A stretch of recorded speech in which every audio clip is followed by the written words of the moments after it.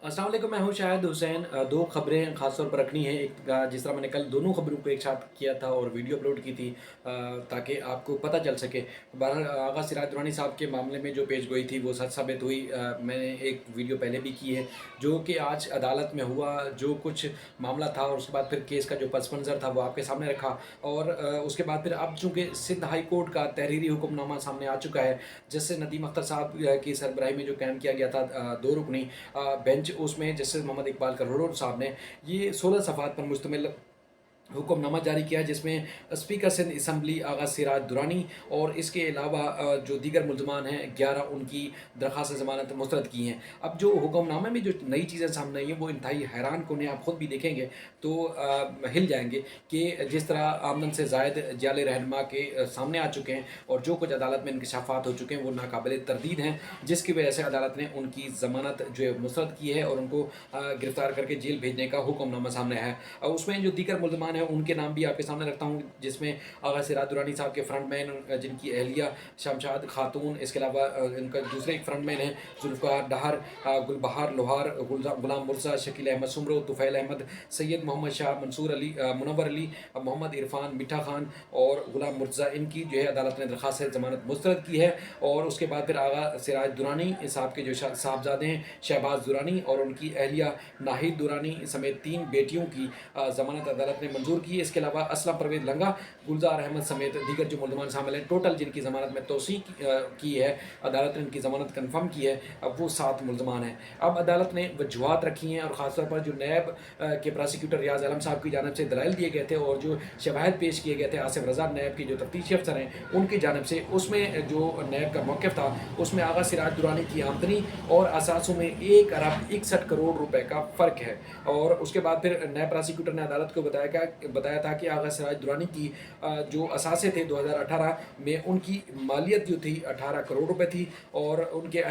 उसके बाद फिर अदालत ने करार दिया है कि आगा सिराज दुरानी के जो अहल खाना है वो कभी अवामी ओहदे पर नहीं रहे। नैब का जो आमदन से ज़ायद असासे बनाने का इल्ज़ाम है वो आगा सिराज दुरानी के ऊपर है। नैब का जो उन्होंने कहा, चूँकि इस तरह का इल्ज़ाम है, आगा सिराज दुरानी ने गैर कानूनी असासे बनाए और बच्चों के नाम पर प्रॉपर्टी खरीदी। अदालत की नज़र में केस चूँकि आगा सिराज दुरानी के ख़िलाफ़ है,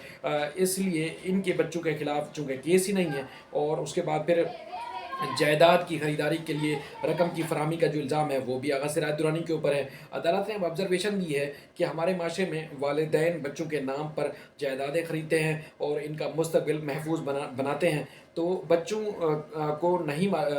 को कोई नहीं बताता कि इनके जो वालिदैन हैं उनके पास जो आमदनी आई वो कहाँ से, ये पैसा जो था वो कहाँ से आया। इस केस में आगा सिराज दुरानी के अहल खानों को मुलव्वस करने में नैब की जो है अदालत का कहना है कि बदनीति है। अदालत ने इसको बदनीति करार दिया है और अदालत में फ़ैसले में लिखा गया है, अदालती फ़ैसले में जिसमें कहा गया है कि आगा सिराज दुरानी के वकला के मुताबिक नैब ने इन्हें विरासत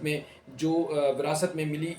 जो कोई भी आमदन का जो है वो ज़िक्र नहीं किया। और उसके बाद फिर आगा सिराज दुरानी के वकला का ये भी कहना है कि आगा सिराज दुरानी की 3,500 एकड़ ज़री ज़मीन को भी इस मामले में शामिल नहीं किया गया, जो कि नैब के रेफरेंस में है। अगर हम आगा सिराज दुरानी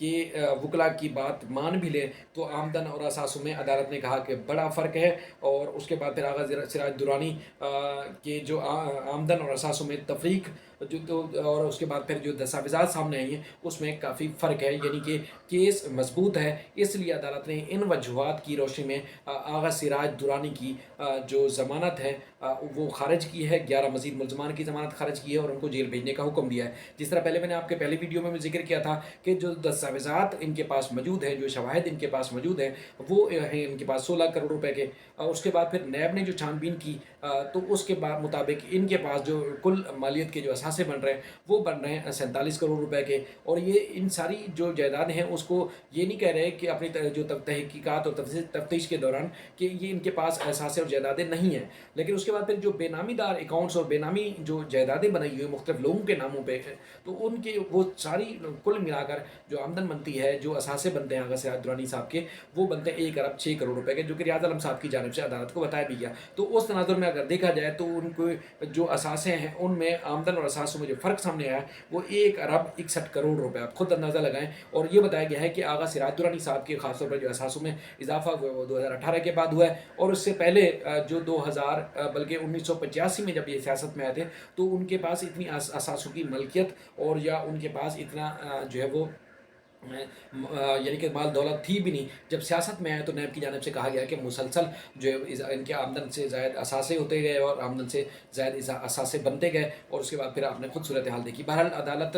کا یہ حکم نامہ سامنے آیا، اس کے بعد پھر اب تک نیب کی جانب سے مختلف جگہوں پر چھاپے مارے جا رہے ہیں، کوشش کی جا رہی ہے کہ ان کو گرفتار کر لیا جائے۔ اب آغا سراج درانی صاحب کے بعد بچنے کا ایک ہی راستہ ہے کچھ دن کے لیے کہ وہ سپریم کورٹ سے سندھ ہائی کورٹ کے فیصلے کے خلاف حکم نامہ لے لیں، یعنی کہ عبوری ضمانت لے لیں۔ تو امکان یہ ظاہر کیا جا رہا ہے کہ وہاں پر بھی کسی صورت بھی نہیں بچیں گے، جس طرح کے شواہد اور ثبوت سامنے ہیں۔ نیب کا اب بھی موقف ہے کہ جب جن کے نام پہ جائیدادیں خریدیں تو ان کو بھی ملزم ہونا چاہیے تھا، بہرحال وہ کیس سے ضمانت میں توثیق ان کی ضرور ہوئی ہے، لیکن وہ اب بھی جو ہے وہ کیس سے جڑے رہیں گے۔ جب ٹرائل کورٹ میں فیصلہ ہوگا تو اس کے بعد پھر مزید چیزیں ان کو سزا بھی ہو سکتی ہے اور مزید جو بھی چیزیں ہوں گی وہ سامنے آئیں گی۔ اس کے بعد پھر میں اب اگلی خبر کی طرف آتا ہوں۔ بہرحال ایک چیز اور بھی بتاتا چلوں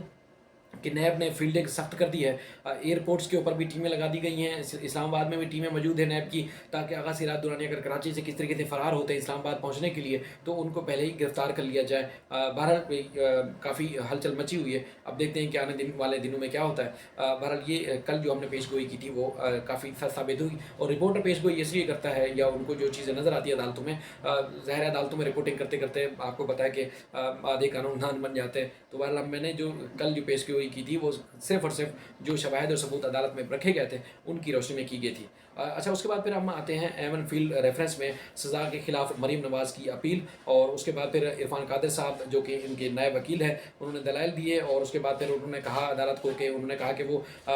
پہلے نئی درخواست پر فیصلہ کر لیں کہ یہ کیس بنتا ہے نہیں بنتا۔ حالانکہ آپ خود دیکھیں، اب چال بازیاں یہاں سے شروع ہوتی ہیں۔ یہ اسلام آباد ہائی کورٹ میں ان کی اپیل جو وزیر سماعت ہے، اور اس کے بعد پھر انہوں نے دلائل شروع کیے۔ انہوں نے سب سے پہلے کہا کہ میں جو ہے پہلے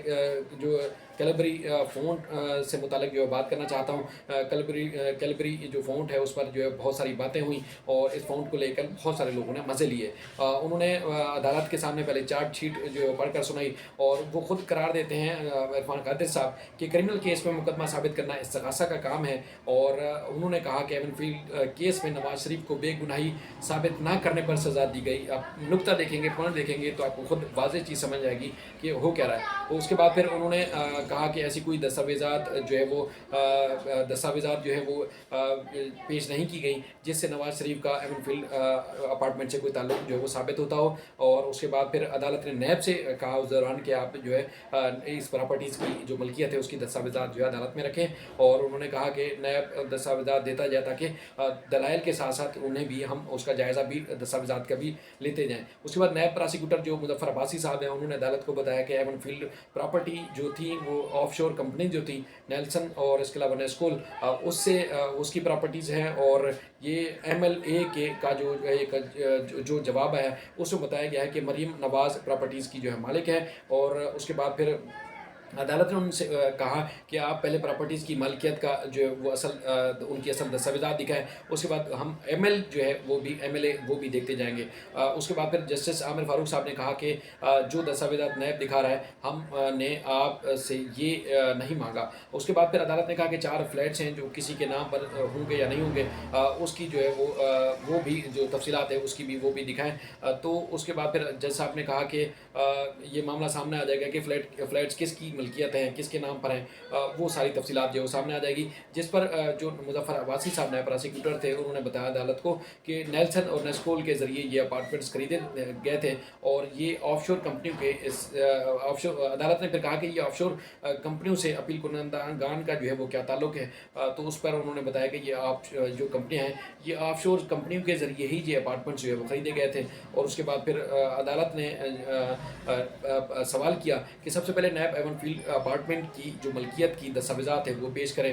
उसके बाद फिर अदालत ने जो मज़ीद शवाहिद और तफसीलात जो सामने रखी गई, उससे ये लग रहा है कि मरीम साहिबा जो है अब दोबारा जेल जाएँगी। अब उसमें मज़ीद जो दलाइल भी तलब किए गए हैं, और ये चूँकि अब उनको लग रहा है कि जो भी शवाहिद और सबूत अब दोबारा आ रहे हैं उनके खिलाफ, और नए अपने ख़ास तौर पर इनकी ज़मानत मनसूख करने के हवाले से भी अदालत में दरख्वास्त दायर कर रखी है, तो उससे उनको लग रहा है कि चूँकि वो दोबारा जेल जाने वाली हैं, इसलिए अब इस तरह का बयानिया बना लें, इस तरह की अब वो जो है वो बातें करना शुरू कर दें, इस तरह का वावेला मचाना शुरू कर दें, ताकि वो ये तासुर दे सकें कि वो इदारों के खिलाफ बात करती थी, वो हुकूमत के खिलाफ बात करती थी, वो महंगाई के खिलाफ बात करती थी, इसलिए उनको जो है दोबारा जेल भेजा गया है। हालांकि बात यह है कि जिस तरह आगा सिराज दुरानी का आपने केस सुना, अदालतों में जो कुछ होता है, ना तो बाहर आके वकला बताते, ना कोई आगे सच बात मुलजमान की जानिब से रखी जाती है। ये तो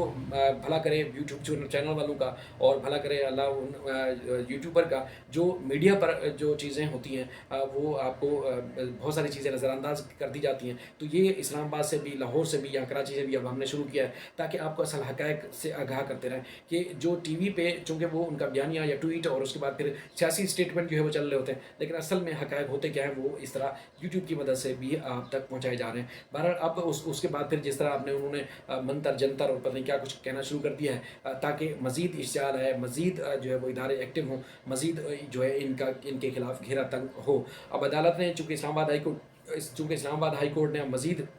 दलाइल भी तलब किए हैं, तो एक दो पेशियों पर लग रहा है कि एक दो पेशियों के दौरान ये फ़ैसला हो जाएगा कि मरीम साहबा जो है वो दोबारा जेल जाएंगी, और उसके बाद फिर अब कुछ कहने के लिए बचा नहीं है, क्योंकि ये मामला इंतहाई संगीन और संजीदा है। मज़ीद भी जो पेशरफ होगी आपके सामने ज़रूर रखेंगे। अपना ख्याल रखिएगा। अल्लाह हाफ़िज़।